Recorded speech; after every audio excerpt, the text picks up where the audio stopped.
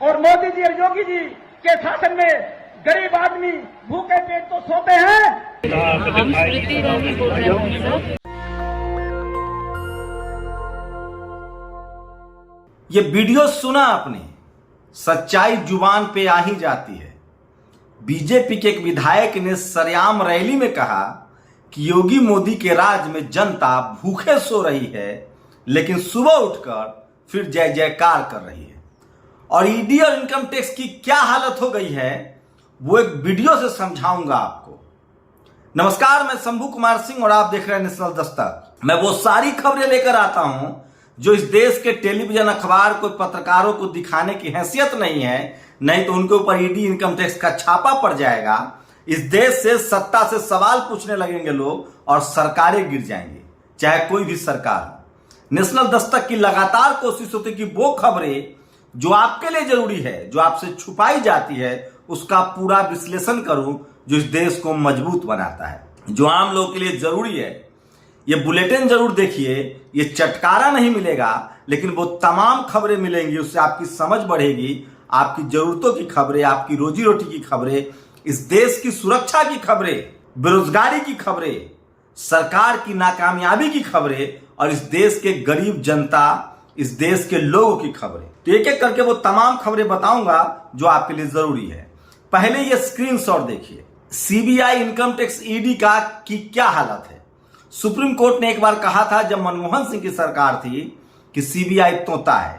पहले कांग्रेस के जमाने में सिर्फ एससी, एसटी, ओबीसी, माइनॉरिटी के नेताओं पर सीबीआई हमला करती थी, लेकिन मोदी जी के दौर में सब पर हमला हो रहा है। इसे स्क्रीनशॉट से देखिए।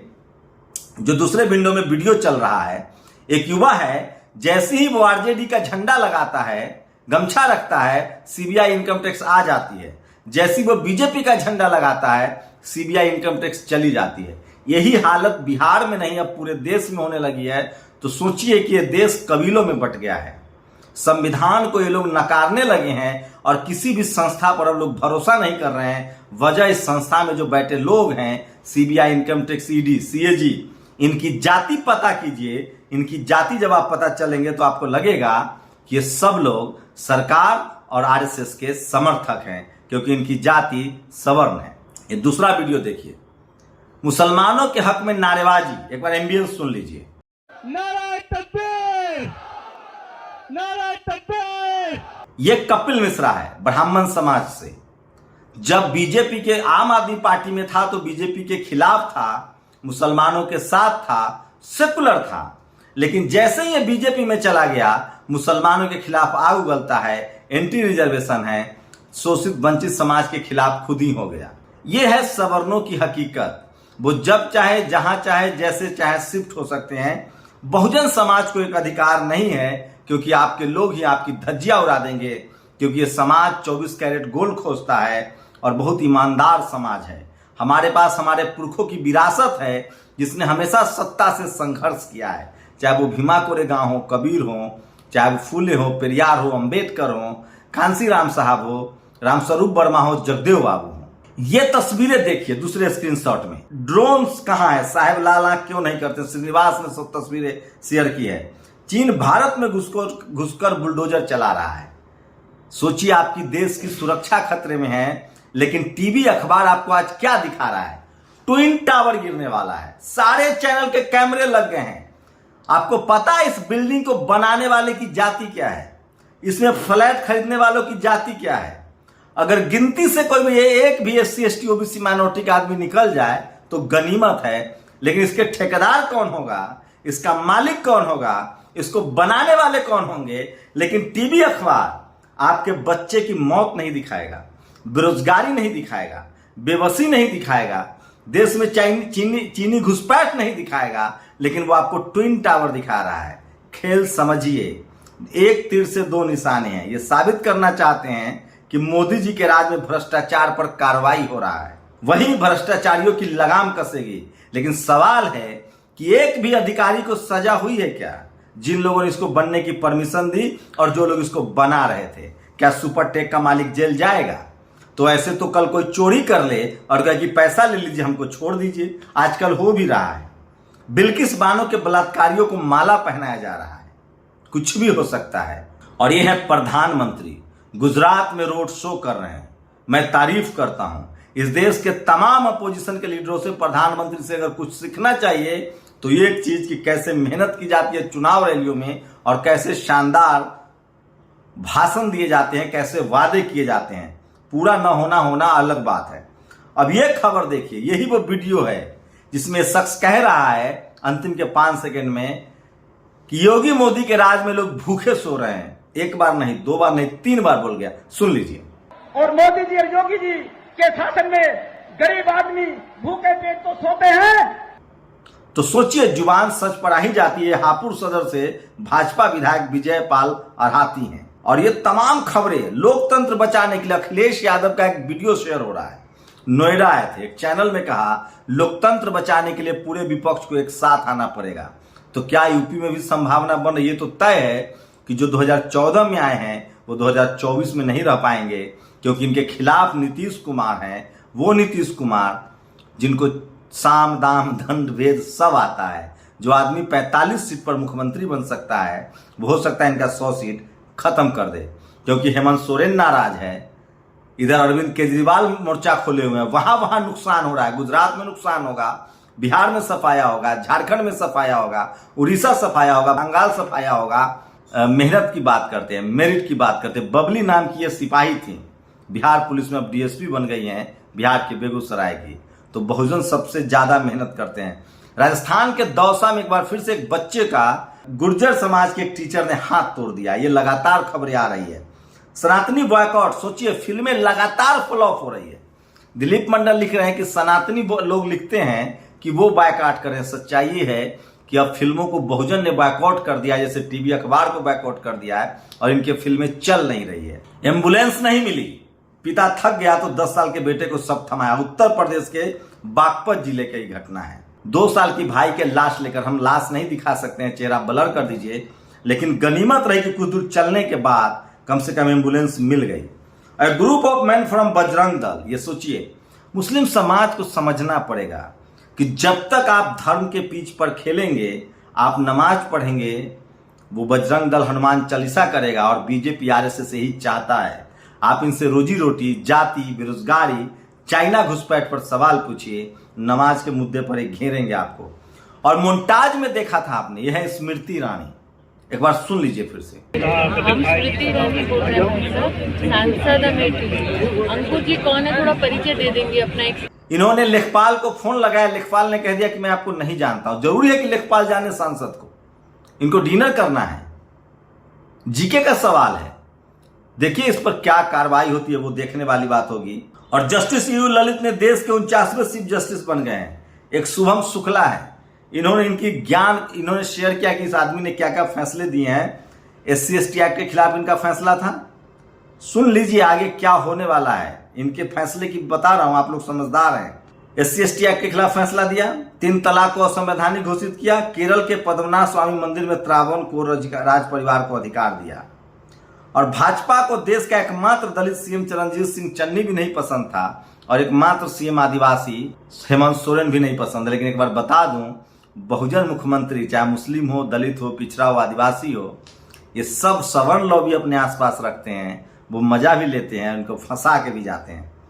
राम अगर क्षत्रिय और परशुराम अगर ब्राह्मण भूमिहार थे, सोचिए, लोग कह रहे हैं कि मुगल जाति बना के गए थे, तो राम क्षत्रिय कैसे हो गए, परशुराम ब्राह्मण कैसे हो गए?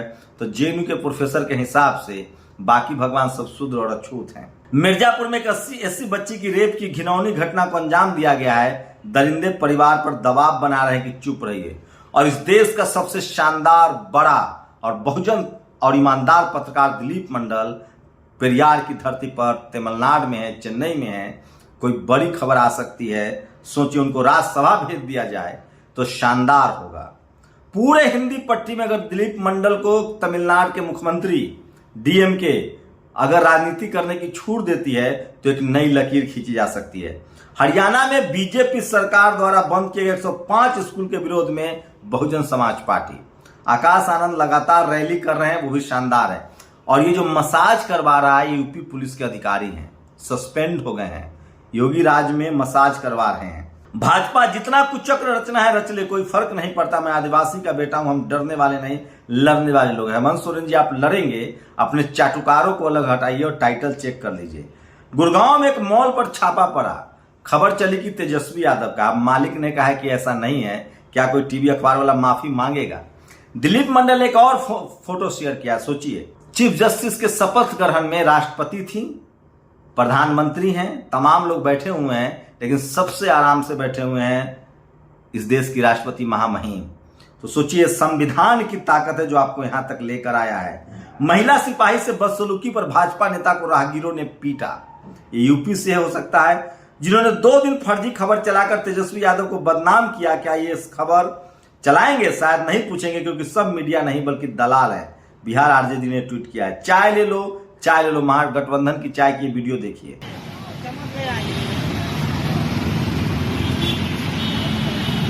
तो ये सोशल मीडिया पर खबरें और सबसे ज्यादा इंपॉर्टेंट खबर है, अछूतों के साथ हो रहे भेदभाव के खिलाफ अछूत समाज की शिक्षा एवं महिला सशक्तिकरण में ताउम्र संघर्ष करने वाले इस तस्वीर को घरों में सजा लीजिए, तभी बहुजन समाज में आंदोलनकारी पैदा होंगे।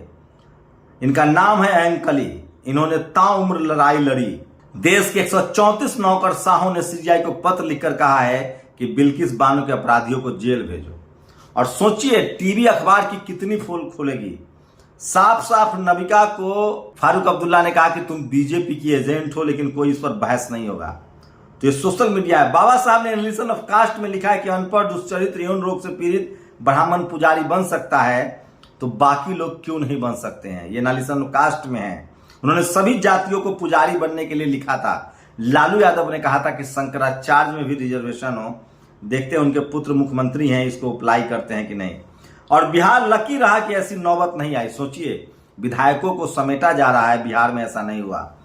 और ये देखिए, गुलाम नबी आजाद और मनोज तिवारी, ये दोनों लगातार चपरासी सिक्योरिटी गार्ड का अपमान कर रहे हैं। कह रहे हैं कि राहुल गांधी चपरासी और सिक्योरिटी गार्ड की बात मान रहे हैं। सच्चाई ये है कि अब राहुल गांधी को लग गया है कि वो SC ST OBC को माइनॉरिटी की राजनीति करेंगे, और ब्राह्मण समाज और अशरफ समाज को ये बात पच नहीं रही है। गुजरात में मंदिर तोड़े जा रहे हैं, ये संजय सिंह ने ट्वीट किया है। और मुफ्त की रेवड़ी बहुत छोटा घोटाला है। 43 कंपनियों को 3,53,000 करोड़ का, ये संजय सिंह है। इनको कब जेल में डालेंगे हमें देखना है। मैं इसलिए बार बार कहता हूं कि सोशल मीडिया ही सच्चा मीडिया है, सोशल मीडिया ही बहुजन मीडिया है। तो सोचिए, सीबीआई, इनकम टैक्स, ईडी पर कैसे कैसे मीम बन रहे हैं। और टीवी अखबार आपको ट्विन टावर गिरते हुए दिखा रहा है, लेकिन उससे पूछिए कि बनाने वाले की जाति क्या है। मैं बार बार कह रहा हूं कि इस देश में एक भी SC ST OBC माइनॉरिटी का आदमी नहीं मिलेगा जो करप्शन कर दे, कानून को तोड़ दे। पता कीजिए बिहार में जो पैसे मिल रहे हैं उनकी जाति क्या है। इस देश में judiciary, media, college, university, bureaucracy में जो लोग बैठे हुए हैं, उनकी जिम्मेदारी है। अगर ये ट्विन टावर बना तो अधिकारियों की जिम्मेदारी थी, उनकी जाति चेक किया जाए।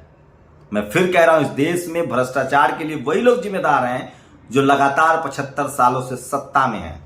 इस देश में संविधान न लागू होने के लिए वही जिम्मेदार हैं जिस समाज के लोग सिस्टम में बैठे हुए हैं, दरोगा, चपरासी से लेकर चीफ जस्टिस तक, चीफ मिनिस्टर तक।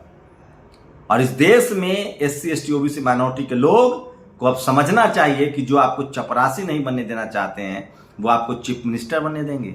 ये तमाम वो बड़ी खबरें थी जो सोशल मीडिया पर वायरल है। और मैं बार बार कह रहा हूं कि जिसके घर इनकम टैक्स ईडी का अब छापा पड़ रहा है, लोगों को लग रहा है कि वो ईमानदार है, ज्यादा ईमानदार है। आप लोग अपनी प्रतिक्रिया जरूर दीजिए, और इसी का फायदा तेजस्वी यादव को मिलता हुआ दिख रहा है। टीवी अखबार से सावधान रहिए, क्योंकि बीजेपी के 2 प्रचारक हैं, RSS के 2 प्रचारक, एक टीवी और एक अखबार। जो आपको दिखाया जा रहा है वो दरअसल खबर नहीं, प्रचार है। और टीवी अखबार के जरिए इस देश को रूल किया जा रहा है। सोचिए, जो लोग टावर गिरते हुए दिखा सकते हैं, उनकी जाति नहीं बताएंगे, वो आपके बच्चे की मौत पर खबर फर्जी चलाते हैं। वो भूखमरी नहीं दिखा सकते हैं, वो बेरोजगारी नहीं दिखा सकते हैं, वो भूख से मर रहे सुसाइड नहीं दिखा सकते हैं। लेकिन एक विधायक ने बोल ही दिया, हापुड़ का, यूपी का, कि योगी मोदी के राज में जनता भूखे सो रही है। आप लोग अपनी प्रतिक्रिया जरूर दीजिए। ये वो खबरें हैं जिसकी वजह से मैं जेल जा सकता हूं, मेरी हत्या हो सकती है, लेकिन एक पत्रकार के तौर पर मेरी नैतिक जिम्मेदारी है कि आपको सच से रूबरू कराऊं। शुक्रिया।